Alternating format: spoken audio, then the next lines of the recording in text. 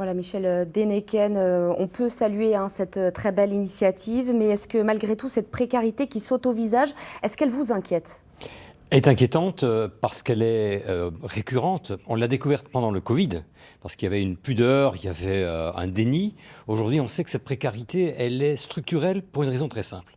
C'est que depuis qu'il y a 80-90% de jeunes qui ont le bac, tous ceux qui n'avaient pas accès au supérieur, c'est les classes les plus défavorisées, aujourd'hui ont accès. C'est-à-dire qu'aujourd'hui, on a sur le campus la sociologie réelle de la France et de l'Alsace. C'est-à-dire une sociologie où même les classes moyennes aujourd'hui, notamment dans les questions de logement, ont du mal à boucler les fins de mois. Donc, on n'est pas dans le misérabilisme, on est vraiment dans une présence de la France réelle à l'université. Et l'université, qu'est-ce qu'elle peut faire dans ces cas-là ? Alors, aujourd'hui, avec la ministre, nous réfléchissons à l'évolution des compétences des présidents d'université. Normalement, la vie étudiante, aussi paradoxal que ça apparaisse, n'est pas dans les compétences d'un président. Elle est de la compétence du Crous, qui ne peut pas subvenir à tout, même si nous travaillons très bien avec le Crous.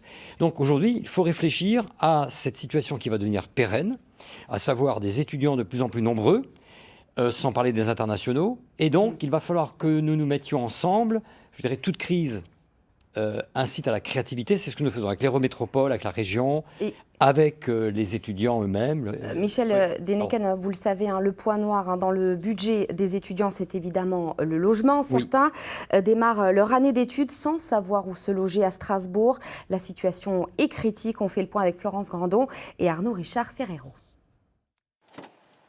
Samuel Morisot arrive des Deux-Sèvres. Il commence sa 3e année de chimie à Strasbourg, mais il n'a pas trouvé de logement pour le mois de septembre.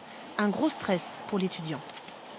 0 appartement de libre. Dès qu'il y avait un appartement de libre, ils étaient pris en 1 heure. Enfin, impossible. Puis moi qui étais à distance en plus, je ne pouvais pas organiser de visite avec les gens parce qu'ils ne voulaient pas de visite en visio. Donc non, c'était catastrophique cette année.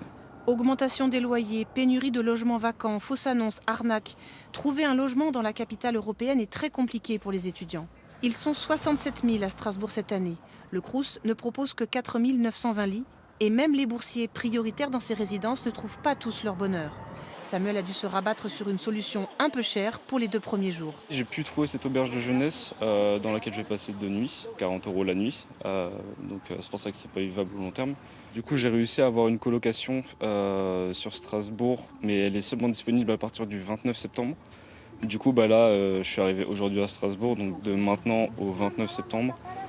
Techniquement, j'ai pas d'appartement, je vais devoir vivre sur des Airbnb, contacter des gens sur le Bon Coin peut-être pour trouver des appartements moins chers, etc. Une année universitaire qui commence dans l'angoisse pour certains. L'association des étudiants leur met à disposition 27 lits d'urgence jusqu'au 15 octobre pour éviter qu'ils ne dorment dans leur voiture.